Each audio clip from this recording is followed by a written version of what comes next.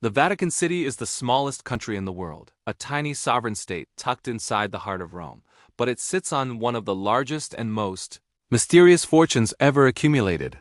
Its priceless art, its sprawling real estate empire, and its shadowy bank represent a level of wealth that could rival entire nations. But here's the question most people never dare to ask: where did it all come from? This empire wasn't just built on faith. It was built with money, power, and a series of brilliant financial maneuvers that would make a Wall Street banker blush. This is the secret history of how a spiritual movement became a financial superpower. Our story begins in a world where Christianity was an underground faith, its followers persecuted by the Roman Empire. For centuries, the church was a decentralized, often impoverished movement. But in the year 313 AD, everything changed. The Roman Emperor Constantine issued the Edict of Milan, legalizing Christianity. Overnight, the faith went from being an enemy of the state to a favored institution. And with legitimacy came the one thing every empire needs: money. Wealthy Roman aristocrats began donating vast tracts of land to the church. Constantine himself funded the construction of the first magnificent St. Peter's Basilica. The message was clear: wealth and holiness could go hand in hand. The church learned a lesson that every great power in history already knew. Money is the oxygen of influence. This was the first great infusion of capital, the seed from which a financial empire would grow. As the Roman Empire crumbled, the church remained, and it soon perfected its first great financial innovation: the tithe. This wasn't a voluntary donation. It was a religious tax, an obligation for every believer to give 10% of their income to the church. Imagine being a medieval peasant, struggling to feed your family, yet required to hand over a tenth of your harvest, a tenth of your livestock on pain of eternal damnation.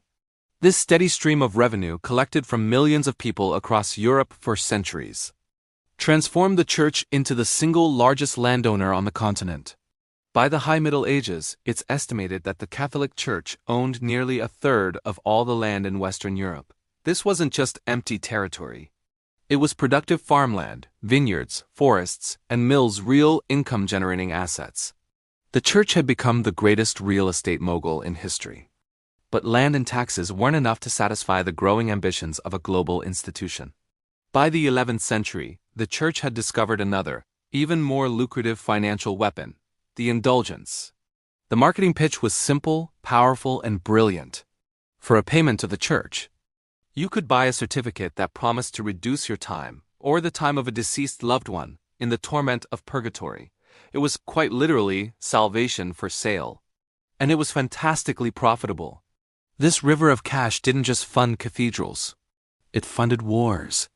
The Crusades, launched in 1096, are remembered as holy wars to reclaim the Holy Land, but they were also a massive financial enterprise. The church imposed new taxes across Europe to pay for the armies, and crusaders who couldn't afford to go could simply buy an indulgence instead. When cities were conquered, their treasures were seized, and their lands were claimed not just for the faith, but for the papacy's growing balance sheet. The irony was staggering. While priests preached about the virtues of poverty, the Vatican was hoarding wealth on a scale no monarch could match. This fusion of faith and finance reached its dramatic peak during the Renaissance. The popes of this era were no longer just spiritual shepherds.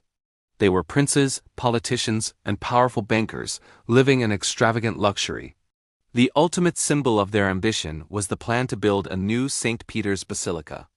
A structure so vast and magnificent it would be the undisputed center of the Christian world. But that kind of grandeur comes with an astronomical price tag. To pay for it, the Vatican doubled down on the indulgence racket, sending preachers across Europe with a shameless sales pitch that still echoes through history. As soon as a coin in the coffer rings, the soul from purgatory springs.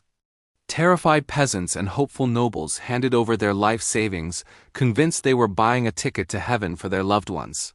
But behind the scenes, the Vatican had embraced another powerful tool: banking. Officially, the church condemned the practice of usury, lending money at interest, as a sin.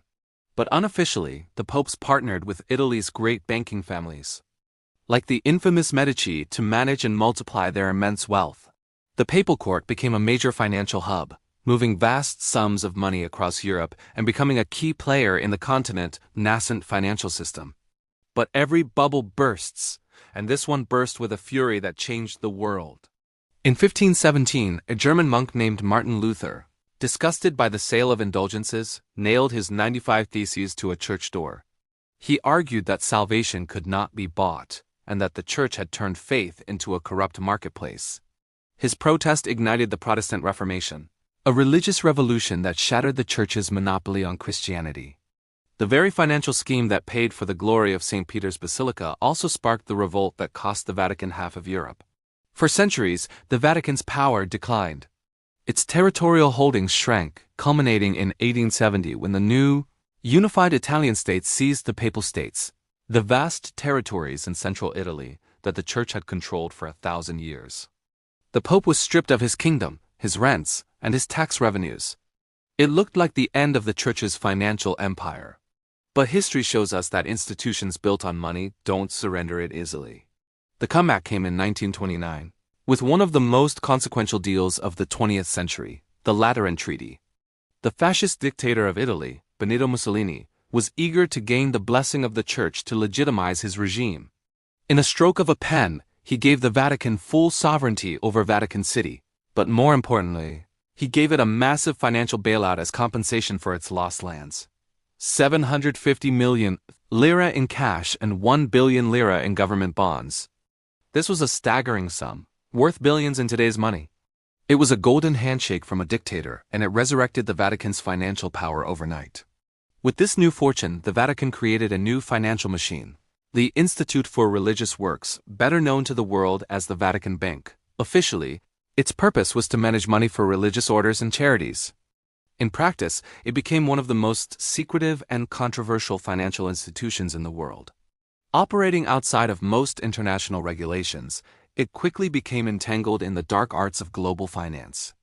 During the Cold War, it was allegedly used to funnel money to anti-communist movements. In the 1980s, it was at the center of the massive Banco Ambrosiano scandal, a labyrinth of fraud and corruption that ended with the bank's chairman, Roberto Calvi, known as God's banker, found hanging under a bridge in London. His death ruled a murder. The scandal exposed alleged links between the Vatican Bank, the mafia, and international intelligence agencies. So what is the lesson here? The Vatican's incredible wealth didn't just fall from heaven. It was engineered. It was built with the same tools every empire in history has used: land acquisition, taxation, brilliant marketing schemes, deals with dictators, and sophisticated, often shadowy finance. The story of Vatican wealth is the ultimate story of how power works. It shows that systems that demand your faith are often quietly running a very different kind of business behind the scenes. Whether it's a government telling you your currency is sound while printing it into dust, or a corporation promising to make the world a better place while squeezing its workers, the formula is the same: a virtuous story on the surface and a ruthless financial machine underneath. If you learned something, hit subscribe. Have a prosperous day.